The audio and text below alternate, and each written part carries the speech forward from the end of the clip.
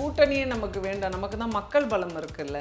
நீங்கள் இன்றைக்கி எடுத்துக்கிட்டிங்கன்னா ஒரு வீட்லேயும் சரி, நீங்கள் எங்கே போனாலும் மக்களினுடைய எதிர்பார்ப்பும் மக்களினுடைய நம்பிக்கை நட்சத்திரமாக இன்றைக்கி அவர் தான் நிற்கிறார். அதை தான் வச்சு தானே இன்றைக்கி எலெக்ஷன் அவங்க வந்து சந்திக்கிறாங்க. தமிழகம் மட்டுமல்ல, இந்தியாவில் இருக்கக்கூடிய மற்ற மாநிலங்களும் கூட இப்படிப்பட்ட ஒரு தொண்டர் பலமும் படைபலத்தோடு இருக்கக்கூடிய ஒரு அரசியல் தலைவரை வந்து இவங்க யாருமே இதுவரைக்கும் பெரிதாக பார்த்தது கிடையாது. இப்படி இருக்கும்போது அத்தனை பேருமே அவரை வந்து இன்னைக்கு தமிழக மீடியா மட்டும் கிடையாது, இந்தியாவில் இருக்கக்கூடிய நேஷனல் மீடியாஸ் அத்தனை பேருமே வந்து அவரை பற்றி எழுதுகிறார்கள். இவர் வந்து ஒரு மாற்றத்திற்கான ஒரு பெரிய சக்தியாக இவர் இருக்கிறார் அப்படிங்கிறத தான் எல்லாருமே பதிவு பண்ணுறாங்க. எல்லாருமே சின்ன பசங்க தானே, அவங்களுக்கு என்ன தெரியும் அப்படிங்கிற அப்படியே ஒரு கீழ்த்தரமான ஒரு கண்ணோட்டம் வந்து மற்ற தலைவர்களுக்கு எல்லாருக்குமே இருக்குது. அதை நான் வந்து நிறைய இடங்களில் பார்க்குறேன். ஆனால் அந்த சின்ன பசங்க, அந்த இளைஞர் சக்தி தான் வந்து எவ்வளோ பெரிய சக்தி அப்படிங்கிறத நிச்சயமாக பார்க்க தான் போகிறாங்க. எலெக்ஷனுடைய ஃபீவர் வந்து வந்துருச்சு, எல்லாருக்குமே வந்துருச்சு. எதிர்க்கக்கூடியவர்களும் வந்து பார்க்குறாங்க. இவங்களும் மிக பலமாக இருக்கும்போது நம்ம இன்னும் கொடுத்து நம்ம காலி பண்ணணும் அப்படிங்கிற ஒரு முடிவில் இறங்கிட்டாங்க. இப்போ ஏற்கனவே வந்து கடன் சுமைகளை வந்து மிக மிக அதிகமாக இரட்டிப்பாக தான் அவங்க விட்டுட்டு போக போகிறாங்க. இருந்தாலும் மக்களுக்கு வந்து நாங்கள் செஞ்சோம் அப்படின்ற ஒரு பேரோட மொத்தமாக இழுத்து மூடிடலாம் அப்படின்ற ஒரு நினைப்பில் இன்றைக்கி எல்லா விஷயங்களையும் பண்ணிக்கிட்டு இருக்காங்க. மக்களுக்கு வந்து நல்லது செய்கிறோம் அப்படின்னு சொல்லிட்டு வேகமாக புது திட்டங்கள், நாங்கள் இப்படி இலவசம் கொடுப்போம், இப்போ இவங்க மக்களுக்கு வந்து 2000 ரூபா கொடுப்போம், இவங்க நாங்கள் இப்படி கொடுப்போம் அப்படி கொடுப்போம்னு சொல்லிட்டு வாக்குறுதிகளுடைய எண்ணிக்கை அதிகமாகிக்கிட்டு போகுது. ஏற்கனவே கொடுத்த வாக்குறுதிகளுடைய நிலைப்பாடு என்னன்னு மக்களுக்கு தெரியும். இப்போ இந்த வாக்குறுதிகளையும் வந்து மக்கள் வந்து நம்புவதற்கு தயாராக இல்லை. அதெல்லாம் நம்ம பார்க்குறோம். சார், கேலி குத்தா இருக்குது, இன்னும் என்ன தான் கொடுக்கறதுக்கு இருக்கிறீங்க நீங்கள் இலவசங்களை, நாங்கள் இப்படி தருவோம் அப்படி தருவோம்னு சொல்லி மக்களை ஏமாற்றுவதற்கான வேலைகளை மிக துரிதமாக முடுக்கி இருக்கிறாங்க. பதவிகளுக்கு கட்சியில் வந்து எந்த பதவினாலும் அதுக்கு வந்து பணம் வாங்கப்படுவதாக ஒரு குற்றச்சாட்டு இருக்குது. பதவின்னு நீங்கள் பார்த்துருந்தீங்கன்னா மிக சிலருக்கு தான், அதுவும் பார்த்தீங்கன்னா எல்லா மட்டத்திலும் இருக்கிறவர்களுக்கு தான்.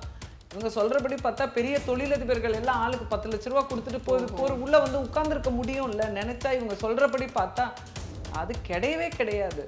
அங்கே வந்து யார் வந்து உண்மையாக உழைக்கக்கூடியவர்கள், யாருக்கு வந்து உண்மையான விசுவாசம் இருக்கக்கூடியவர்கள், அவங்களுக்கு மட்டுமே வந்து பதவிகள் தரப்படுகிறது. இன்க்ளூசிவ் நியூஸ் தமிழ் நேயர்களுக்கு வணக்கம். இன்றைக்கு நேர்காணலில் நம்ம கூட இணைஞ்சிருக்காங்க காமராஜர் அவர்களுடைய வம்சாவளி பேத்தி மயூரி அவர்கள். நிறைய கேள்விகள் கேட்க போகிறோம், வாங்க பேசலாம். வணக்கம் மேம். வணக்கம். கூட்டணியை பொறுத்த வரைக்கும் இன்னும் காங்கிரஸ் வரல அப்படிங்கும்போது சீமான் அவர்கள் சொன்ன ஒரு கோட் வச்சு நான் ஒரு கொஷின் ஃப்ரேம் பண்ணேன். என்னன்னா, அதாவது தனித்து நிற்கக்கூடிய கெப்பாசிட்டி தமிழ்நாட்டில் எந்த கட்சிக்கு இருக்குது அப்படின்னு பார்க்கும்போது, யாராவது வந்து தனித்து நின்று 234 தொகுதிகள்லையும் வந்து வேட்பாளர்களை போடுவாங்களா காமிங்க அப்படின்னு சொல்லி ஒரு மீட்டிங்கில் சொன்னார். அப்போது அப்படி சொல்லும்போது அப்போ தாவேக்கா தனித்தே ஆட்சியை பிடிக்கும்னு உங்கள் தலைவர் விஜய் அவர்கள் சொல்லியிருக்காங்க. அப்படி பார்க்கும்போது இந்த 234 தொகுதிகள்லையும் தனித்து வேட்பாளரை போடவே முடியாதுங்கிற மாதிரி அவரோட டோன் இருந்தது. அப்போ அது வந்து கஷ்டமாக இருக்குதா எப்படி? இல்லை, வியூகங்கள் எல்லாமே வந்து அது உண்மைன்னு நம்ம சொல்ல முடியாது. இப்போ அவருடைய நிலைப்பாடே அவர் சொல்கிறாரு. ஆனால் இவங்களோட தமிழக வெற்றி கழகத்தோட இணையிறோம் அப்படின்னு வர கட்சிகளை நம்ம நிராகரிக்க முடியாது. அப்படி வருபவர்களுக்கு சரியான வாய்ப்புகள் கொடுத்து தேர்தலை சந்திக்க போறது உறுதி. ஒரு புறம் இப்போ டிடிவி தினகரன் அவர்கள் வந்து என்டிஏல இணைஞ்ச உடனே, அதாவது என்டிஏ வந்து மேலும் மேலும் வலுவாகுது, பாமகவுக்கு அடுத்து அவங்க இணையறாங்க, அடுத்து தேமுதிக போய் இணைய போறாங்க அப்படின்னலாம் அது வந்து டாக் ஆஃப் தமிழ்நாடு இன்னைக்கு அதுதான் இருக்கு. அப்படி பார்க்கும்போது ஒரு பக்கம் ஆல்ரெடி ஆண்ட கட்சிகள் வந்து கூட்டணி பலத்தோட இருக்கிறாங்க, அந்த அளவுக்கு வந்து தாவேக்காவுக்கு கூட்டணி பலம் இல்லை அப்படிங்கிறது அது மைனஸ் இல்லையா? இல்லை, கூட்டணியே நமக்கு வேண்டாம், நமக்கு தான் மக்கள் பலம் இருக்குல்ல. நீங்கள் இன்னைக்கு எடுத்துக்கிட்டிங்கன்னா ஒரு வீட்லேயும் சரி, நீங்கள் எங்கே போனாலும் மக்களினுடைய எதிர்பார்ப்பும் மக்களினுடைய நம்பிக்கை நட்சத்திரமாக இன்னைக்கு அவர் தான் நிற்கிறார். அதை தான் வச்சு தானே இன்னைக்கு எலெக்ஷன் அவங்க வந்து சந்திக்கிறாங்க. அப்படி இருக்கும்போது மக்கள் பலமே எங்களுக்கு வந்து பெருசாக இருக்குது அப்படிங்கிற ஒரு எண்ணம் வந்து இருக்குது. அதுதான் உண்மையும் கூட. அப்படி இருக்கும்போது இதுவே போதுமானதாக நினைக்கிறார்கள். ஆனால் கூட்டணிக்கு இவங்க வர தயாராக இருக்கும்போது நிச்சயமாக அதை வந்து யாரும் வேணான்னு சொல்ல போகிறது கிடையாது. இவங்களுடைய கொள்கைகளுக்கு சரியாக இருக்கும் பட்சத்தில் அந்த கூட்டணிகள் வந்து பலமாகத்தான் இருக்கும்னு நினைக்கிறேன். முதலமைச்சர் அவர்கள் பேசும்போது சொல்றாங்க 234 தொகுதிகள்லையுமே நான் நிற்கிறதா நினைச்சு நீங்கள்லாம் வந்து உழைக்கணும் அப்படின்னு. இது வந்து ஆல்ரெடி விஜய் அவர்கள் சொல்லும்போது 234 தொகுதிகள்லையும் வேட்பாளர் விஜய் தான் அப்படின்னு. கிட்டத்தட்ட இந்த ரெண்டுமே சேம் டோன்ல தான் இருக்கிற மாதிரி எங்களுக்கு தோணுது. அப்போ விஜயை பார்த்து வந்து அவ்வளோ பயப்படுறாங்களாங்கிற டோன் இருக்குல்ல? இல்ல, விஜய் அவரை பார்த்து நிச்சயமாக இன்னைக்கு வந்து தமிழகம் மட்டுமல்ல, இந்தியாவில் இருக்கக்கூடிய மற்ற மாநிலங்களும் கூட இப்படிப்பட்ட ஒரு தொண்டர் பலமும் படைபலத்தோடு இருக்கக்கூடிய ஒரு அரசியல் தலைவரை வந்து இவங்க யாருமே இதுவரைக்கும் பெரிதாக பார்த்தது கிடையாது. இப்படி இருக்கும்போது அத்தனை பேருமே அவரை வந்து இன்னைக்கு தமிழக மீடியா மட்டும் கிடையாது, இந்தியாவில் இருக்கக்கூடிய நேஷனல் மீடியாஸ் அத்தனை பேருமே வந்து அவரை பற்றி எழுதுகிறார்கள். இவர் வந்து ஒரு மாற்றத்திற்கான ஒரு பெரிய சக்தியாக இவர் இருக்கிறார் அப்படிங்கிறத தான் எல்லாருமே பதிவு பண்றாங்க. அப்படி இருக்கும்போது என்னுடைய தலைவர் தான் இப்போ வேலை செய்கிறவர்களுக்கு ஒரு உத்வேகத்தை கொடுக்கறதுக்காக சொல்கிற ஒரு வார்த்தைகள் தான் அது. நிச்சயமாக எல்லாருக்குமே வந்து தெரிந்தோ தெரியாமலோ, ரெண்டாவது எல்லாருமே சின்ன பசங்க தானே, அவங்களுக்கு என்ன தெரியும் அப்படிங்கிற ஒரு அப்படியே ஒரு கீழ்த்தரமான ஒரு கண்ணோட்டம் வந்து மற்ற தலைவர்களுக்கு எல்லாருக்குமே இருக்குது. அதை நான் வந்து நிறைய இடங்கள்ல பார்க்குறேன். ஆனால் அந்த சின்ன பசங்க, அந்த இளைஞர் சக்தி தான் வந்து எவ்வளோ பெரிய சக்தி அப்படிங்கிறத நிச்சயமாக பார்க்க தான் போகிறாங்க. கிட்டத்தட்ட அதாவது திமுக வந்து அடுத்தடுத்து இப்போ அதுவும் எலெக்ஷன் வரப்போவதை முன்னிட்டு தொடர்ச்சியாக உங்கள் கனவை சொல்லுங்க அந்த மாதிரி நிறைய திட்டங்களை வந்து இப்போ ரீசெண்டாக நிறைய திட்டங்கள் வந்து அனௌன்ஸ் பண்ணிக்கிட்டே இருக்கிறாங்க. அப்போது இது வந்து மக்களோட நாங்கள் இருக்கிறோம், நாங்கள் ஒன்றும் வந்து அவங்களுக்கு திட்டங்களை நிறைவேற்றாமல் போகலை அப்படிங்கிற மாதிரி. ஸோ இப்படியெல்லாம் தொடர்ச்சியாக அவங்க வந்து சொல்லிக்கிட்டே இருக்கிறாங்க. இன்னொன்று, இப்போ 3000 ரூபாய் கொடுத்தது கூட விஜய்க்கு பயந்து தான் கொடுத்தாங்கன்னு கூட பேசப்படுது. அப்போது விஜய்க்கு பயந்து தான் இந்த திட்டங்களெல்லாம் உடனே நிறைவேற்றுறது. இப்போ லேப்டாப்பில் கூட என்னென்னா அவங்க கொடுத்த லேப்டாப்பில் விஜய் அவர்களோட கோடம்பாக்கம் ஏரியா சாங் போட்டு பசங்க பார்க்குறது. ஸோ இந்த ட்ரோல் மெட்டீரியல்ஸ் ஆல்சோ பார்க்குறப்போ விஜயை பார்த்து இவங்க செய்யக்கூடிய விஷயங்களாக நீங்கள் என்னென்ன பார்க்க? இல்லை, மக்களை வந்து நம்ம வந்து தொடர்ச்சியாக ஏமாற்ற முடியாது. ஒரு ஆண்டு காலம் வந்து ஒரு ஆண்டில் வந்து நாங்கள் 3000 ரூபாய் கொடுக்குறது, எதிர்கட்சியில் இருக்கிறவங்க முன்னாடி ஆளும்போது அவங்கள 5000 ரூபாய் நீங்கள் கொடுங்கன்னு சொல்லி அவங்கள ஏற்றி விட்டது, மக்கள் எல்லாத்தையுமே பார்த்துக்கிட்டு தான் இருக்கிறாங்க. அதுவும் இந்த எலெக்ஷன் நேரம் நெருங்கும் போது இதற்கு முன்னாடி வரைக்கும் ஓய்வூதிய திட்டம் பற்றி சொல்லியிருந்தாங்க. அதனுடைய அறிக்கைகள்லாம் கடைசியில் போகிற நேரத்தில் இந்த லேப்டாப் கூட இந்த 5 ஆண்டு காலத்தில் இந்த கடைசி ஒரு எலெக்ஷன் வரப்போகிற நேரத்தில் அவசரமாக கொடுத்தும் கொடுக்காமலும் இந்த நிலையை நம்ம பார்க்குறோம். அப்படி இருக்கும்போது எலெக்ஷனுடைய ஃபீவர் வந்து வந்துருச்சு, எல்லாருக்குமே வந்துருச்சு. எதிர்க்கக்கூடியவர்களும் வந்து பார்க்குறாங்க. இவங்களும் மிக பலமாக இருக்கும்போது நம்ம இன்னும் கொடுத்து நம்ம காலி பண்ணணும் அப்படிங்கிற ஒரு முடிவில் இறங்கிட்டாங்க. இப்போ ஏற்கனவே வந்து கடன் சுமைகளை வந்து மிக அதிகமாக இரட்டிப்பாக தான் அவங்க விட்டுட்டு போக போகிறாங்க.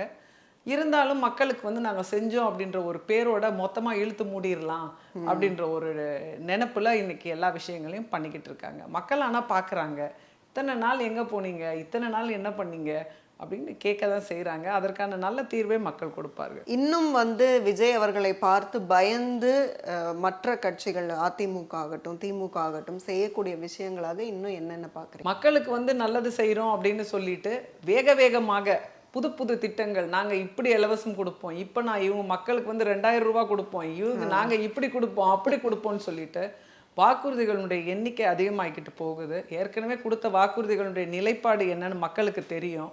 இப்போ இந்த வாக்குறுதிகளையும் வந்து மக்கள் வந்து நம்புவதற்கு தயாராக இல்லை. அதெல்லாம் நம்ம பார்க்குறோம். சார், கேலி குத்தா இருக்குது, இன்னும் என்ன தான் கொடுக்கறதுக்கு இருக்கிறீங்க நீங்கள் இலவசங்களை, நாங்கள் இப்படி தருவோம் அப்படி தருவோம்னு சொல்லி மக்களை ஏமாற்றுவதற்கான வேலைகளை மிக துரிதமாக முடுக்கி இருக்கிறாங்க. கிட்டத்தட்ட பார்த்தோன்னா இப்போ ஆளுநர் அவர்களுடைய அந்த விஷயங்கள் வந்து தேசிய கீதம் வந்து போடலை, மரபை மீறிட்டார்.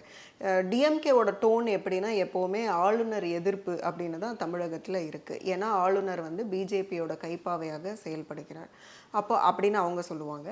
ஸோ இதில் என்னன்னா டிஎம்கேவை பொறுத்த வரைக்கும் அந்த பிஜேபி எதிர்ப்புங்கிறத நல்லா காமிக்கணும் அப்படிங்கிறதுக்காக ஆளுநர் எதிர்ப்பை தீவிரப்படுத்திக்கிட்டே இருப்பாங்க.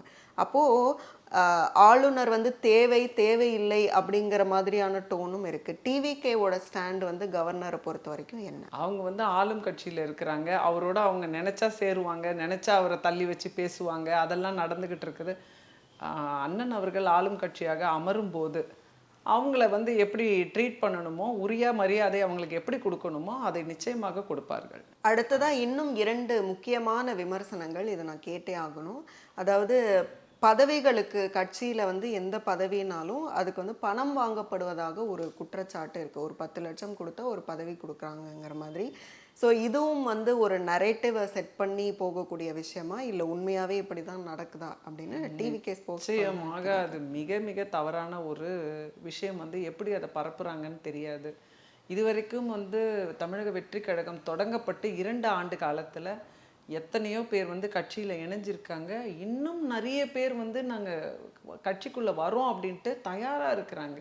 இப்போ என்கிட்டயே வந்து பெரிய பெரிய அதிகாரிகள், தொழிலதிபர்கள், இவங்க எல்லாருமே வந்து நாங்க கட்சிக்குள்ள வரணும், எங்களுக்கு ரொம்ப ஆசையா இருக்கு, எங்களை இணைத்துக் கொள்வது எப்படி, நம்ம போற இடத்துல எல்லாமே கேட்குறாங்க, நாங்க எப்படி உள்ள இணைய முடியும், நாங்க எப்படி வர முடியும், தலைவரை பாத்திர முடியாதா அப்படின்ற கேள்விகள் தொடர்ந்து வைக்கப்படுது. அப்படி இருக்கும்போது மிக சிலருக்கு தான் வந்து இப்போ நீங்கள் பதவின்னு நீங்கள் பார்த்துருந்தீங்கன்னா மிக சிலருக்கு தான், அதுவும் பார்த்தீங்கன்னா எல்லா மட்டத்திலும் இருக்கிறவர்களுக்கு தான்.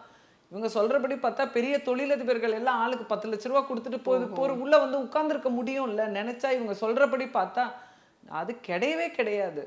அங்க வந்து யார் வந்து உண்மையாக உழைக்கக்கூடியவர்கள், யாருக்கு வந்து உண்மையான விசுவாசம் இருக்கக்கூடியவர்கள், அவங்களுக்கு மட்டுமே வந்து பதவிகள் தரப்படுகிறது. பதவிகளுக்கெல்லாம் எங்களுக்கு தேவையே இல்லை, நாங்க வந்து ஒர்க் பண்றதுக்கு தயாராக இருக்கிறோம் அப்படின்ட்டு தான் இன்னைக்கு பெரும்பான்மையினர் வந்து நின்று எல்லாருமே ஒர்க் பண்ணிக்கிட்டு இருக்காங்க. அதுதான் உண்மை. பதவி நோக்கோட செயல்படுறதெல்லாம் வந்து இதுக்கு முன்னாடி நம்ம பார்த்துக்கிட்டு இருக்க மற்ற கட்சிகள்ல தான் வந்து அது நிறைய நடந்திருக்குது.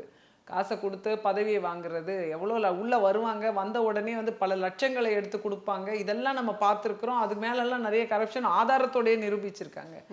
இங்கே இதெல்லாம் ஆதாரமற்ற ஒரு குற்றச்சாட்டுகள். நிறைய பேர் பதவியும் தேவையில்லை, எங்களுக்கு எதுவுமே வேணாம், நாங்களே உள்ள வரோம், அவரை ஜெயிக்க வச்சு முதல்வராக அமர வைப்பதே லட்சியம்னு சொல்லிட்டு இருக்கிற கூட்டத்தை பார்த்து இதெல்லாம் பொய்யான பரப்புரைகளை பரப்பிக்கிட்டு இருக்கிறாங்க. இப்போ எம்ஜிஆர் அவர்களோட கம்பேர் பண்ணும்போது, அதாவது எம்ஜிஆர் அவர்கள் வந்து தொண்டர்களாவது வந்து அவரை வந்து எளிதில் அணுகக்கூடிய வகையில் அவர் இருந்தார், ஆனால் விஜய் வந்து எளிதில் அணுகக்கூடிய வகையில் இல்லை அப்படிங்கிற ஒரு விமர்சனமும் வைக்கப்படுது. இன்னைக்கு விஜயன் நம்ம பார்க்கறதுக்கு வரக்கூடிய கூட்டம் வந்து கட்டுக்கடங்காத ஒரு கூட்டமாக இருக்கிறது. இப்போ வந்து என்ன அவங்க அந்த அன்புல அவங்க வந்து என்ன பண்ணுவாங்க அப்படின்றதே வந்து தெரியாத அளவுக்குல தான் அவங்களுடைய அன்பு அதிகமாக இருக்கிறது. இதெல்லாம் எளிதில் அணுகக்கூடியவராக இருந்து தானே இத்தனை ஆண்டு காலம் திரைத்துறையில இருந்து அவங்க வந்திருக்க முடியும். பார்க்கவே முடியாது அப்படிங்கிற இடத்துல எப்படி இவ்வளோ பெரிய ஒரு ரசிகர்களையும் தொண்டர்களையும் எப்படி உங்களால ஈர்க்க முடியும்?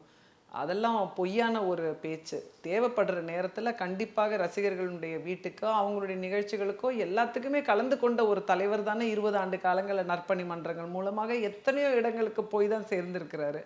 இன்னைக்கு அரசியலுக்குள்ள வந்த உடனே அவர் வரமாட்டாரு, போக மாட்டாருன்னு ஏதாவது ஒரு குற்றச்சாட்டுகளை சொல்லிக்கிட்டு இருக்கிறது தான் வந்து மீடியாவுக்கும் மற்ற கட்சியினருக்குமே வந்து அது ஒரு வேலையா போயிருக்கு. பார்க்க தான் போறீங்க. நிச்சயம் மக்களையும் அவருடைய ரசிகர்களையும் தொடர்ந்து அவர் சந்தித்து தேர்தலில் பெரும்பான்மையான வெற்றிகளை அவர் வந்து குவிக்க தான் போறாரு. அதை நம்ம பார்க்க தான் போறோம். அடுத்த பொதுக்கூட்டம் எங்க இருக்க போது, அடுத்து எப்போ விஜய் பேச போறாரு? இல்ல, அது அவங்க தான் வந்து தலைமை கழகம் தான் வந்து அதை அறிவிப்பாங்க. நிச்சயமாக அவர் வந்து தேர்தலுக்கு முன்னாடி மக்களை வந்து சந்திப்பாரு, அதுக்காக அவர் ஆர்வத்தோட இருக்கிறாருன்னு தான் நாங்க நினைக்கிறோம். நிச்சயமாக மக்களை வந்து பார்ப்பாங்க. மிக்க நன்றி. நன்றி.